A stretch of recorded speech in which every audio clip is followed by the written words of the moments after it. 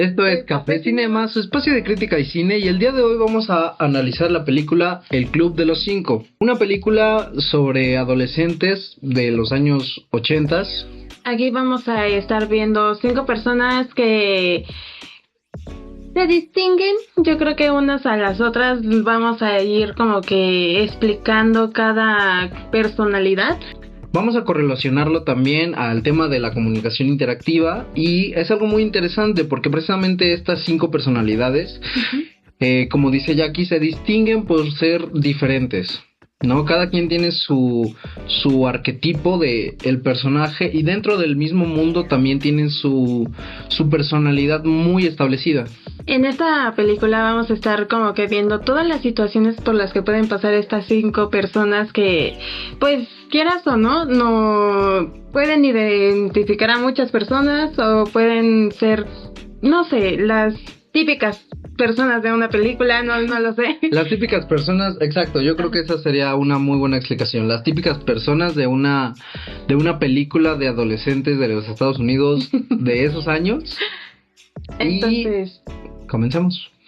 Ok, primero, haciendo un breve repaso por el inicio de la película, nos presentan a estos 5 personajes, los cuales son llevados a detención en un fin de semana en el que tienen que estar todo el día encerrados en un salón. Justamente en ese momento a estas 5 personalidades que vamos a tener ahí les dejan hacer un ensayo sobre de quién son, o sea, quién les gustaría ser.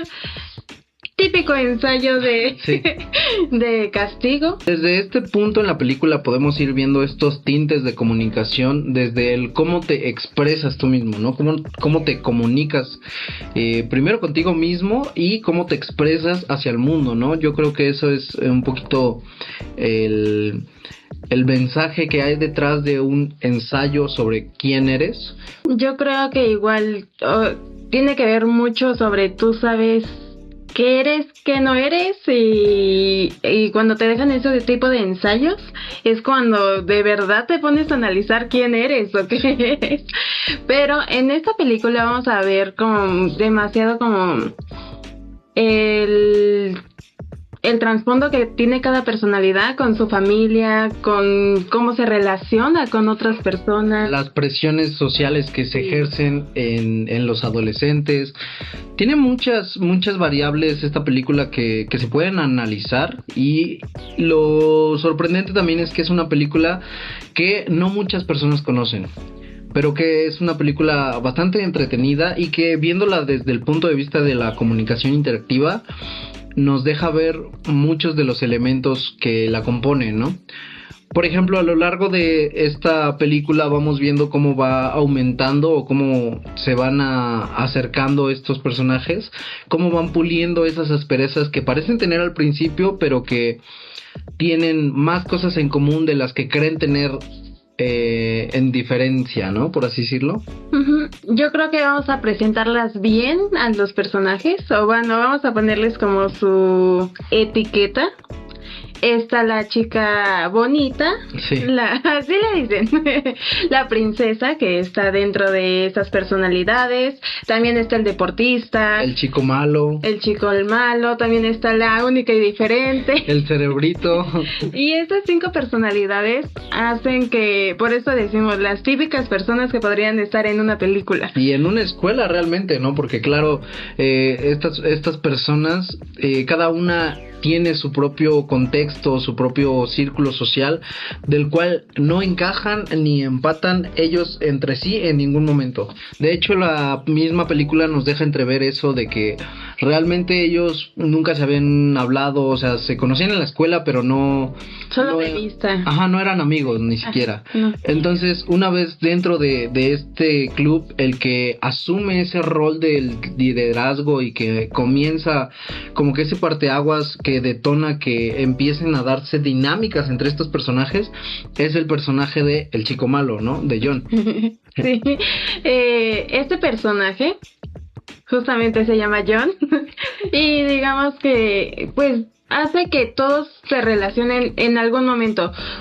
molestándolos o no sé, cualquier cosita que hace que pues evidentemente ya tengan una comunicación y una relación entre ellos, y poquito a poquito como que se van teniendo esa confianza que ni siquiera se topaban en la escuela, pero hasta ahorita lo hicieron. Que digamos que ese es uno de los principales parteaguas de este personaje, ¿no? Que es el personaje que llega a romper el hielo, porque los vemos a todos inmersos en sus propias experiencias y completamente desconectados del resto del grupo.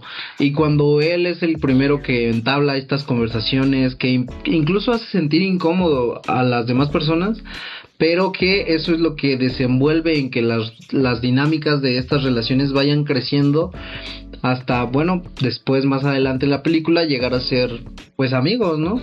Sí, creo que, o sea, tiene mucho desarrollo todos los personajes en el aspecto en el que como están, como dices, ¿no? Están tan centrados en uno mismo que hasta que llega John y parte todo lo que pueda partir sí. Y puede estar ahí y que al final puedan llegar a tener esa confianza y decir, bueno, él es mi amigo, ella es mi amiga, es mi compañero, ya pasamos muchas cosas dentro sí. de esta escuela, entonces creo que sí es muy importante saber como las actitudes que tienen los personajes dentro de todas estas como dinámicas. Ajá, dinámicas. Una de estas dinámicas precisamente y uno de estos temas que componen la comunicación interactiva, que de hecho viene en el temario, es cómo expresa o qué denota sobre la comunicación, lo que se refiere a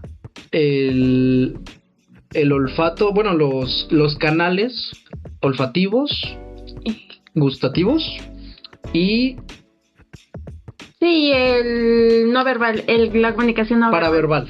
Ajá.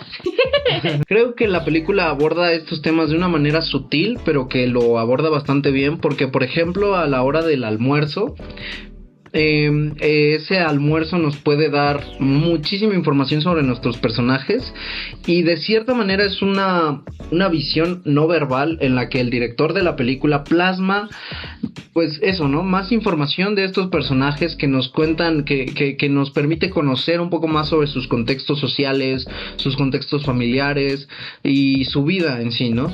Al principio de la película todos tenemos esta idea de los estereotipos a los que están amarrados estos personajes, como ahorita comentábamos, ¿no? Etiquetas que pueden tener los personajes y su comportamiento al estar dentro de este tipo de sociedades, ¿no? Por ejemplo, yo creo que el mismo personaje de John, o sea, dentro de la película, él como alumno, asume él mismo ese personaje de decir, pues si yo soy el malo, si yo soy al que todos le caen mal, o sea, el molesto, el chico malo en la escuela, él mismo asume ese rol y se dedica pues a molestar a sus compañeros, a sus compañeras, a ser irritante.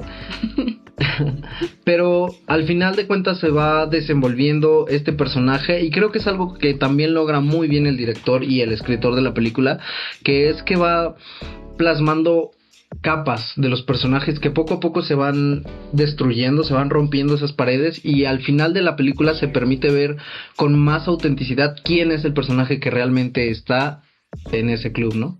Sí, igual creo que es importante saber, en el temario sigue también en los puntos claves a su comportamiento, porque son así, o sea, qué acciones hacen que John, así justamente, es que es molesto, es irritante, molesta a todas las personas, porque así es su comportamiento. Precisamente la escena de este almuerzo, lo que denota cada una de estas personalidades, pueden ser, por ejemplo, con la misma comida, ¿no? Como nos dice el mismo temario, podemos ir viendo cómo diferentes elementos pueden ir expresando y comunicando inintencionalmente, ¿no? Es decir, muchas veces nosotros sin necesidad de tener que hablar, sin necesidad de tener que verbalizar cosas, podemos dar a entender muchísimas cosas. Y por ejemplo en la película Claire, la princesa, come sushi, reflejando un trasfondo privilegiado. Andrew, el deportista, tiene un almuerzo generoso y balanceado, mostrando el cuidado que su familia le da. Bender, el rebelde, no lleva comida, evidenciando la negligencia familiar en la que vive. Allison, la inadaptada, juega con su comida, combinando ingredientes como azúcar y cereales, lo que refleja su excentricidad y soledad. Mientras que Brian, el cerebrito, lleva un almuerzo práctico y preparado, simbolizando una estructura en su vida académica. Como se muestra en esta escena, esto es un ejemplo de cómo este canal auditivo o este canal gustativo, Gustativo, puede expresar cosas como el nivel socioeconómico, por ejemplo, o el estado familiar en el que los personajes se encuentran. Yo creo que tiene que ver mucho, igual como dices, ¿no? El estar en cómo su familia percibe pues el cuidado de sus hijos, el cuidado de todas las personas, bueno, sí, de literalmente todo lo que conlleva, ¿no? Cada uno refleja su personalidad en su comida. Y creo que no solo en la comida, en cómo se visten, en cómo interactúan, incluso hasta cuando no hablan, es una manera de comunicarse demasiado explícita. Eso es lo que nos lleva al lenguaje paraverbal, a lo cual se refiere todas estas expresiones no verbales que hacemos para expresarnos de cierta manera, ¿no? Lo que comentaba ahorita, muchas veces sin necesidad de tener la intención de comunicar algo, estamos comunicando algo, ¿no? En el caso de Bender, por ejemplo, usa constantemente un tono agresivo y burlón y algo desafiante. Su paraverbalidad refleja su necesidad de esconder su vulnerabilidad. La voz de Andrew tiende a ser muy fuerte y rápida, cuando quiere demostrar liderazgo o responder a alguna amenaza. Claire utiliza un tono seguro y altivo, a menudo pausado, reflejando su confianza social y su intento de imponer jerarquía. El tono y la voz que tiene Allison es algo bajo y las pocas palabras que utiliza comunican su inseguridad y su necesidad de observar antes de abrirse a la gente. Brian utiliza un tono titubeante, con una entonación que sube al final de las frases, reflejando su inseguridad y su intento de complacer a los demás. Todas estas expresiones entre los personajes hacen que las interacciones sean más sólidas, lo cual permite que la relación entre ellos crezca y hacia el final de la película se note este sentimiento de unidad, ¿no? Entre el club de los 5. Yo creo igual que en este acercamiento tan forzado que tuvieron al principio de que no querían estar ahí, nadie los quería ahí, nadie se topaba con nadie, ya lo dije. Y el caso es que al final, por todo como pues todo lo que pasaron juntos, tuvieron ese acercamiento, esa unidad, esa confianza y terminaron pues apoyándose juntos, ¿no?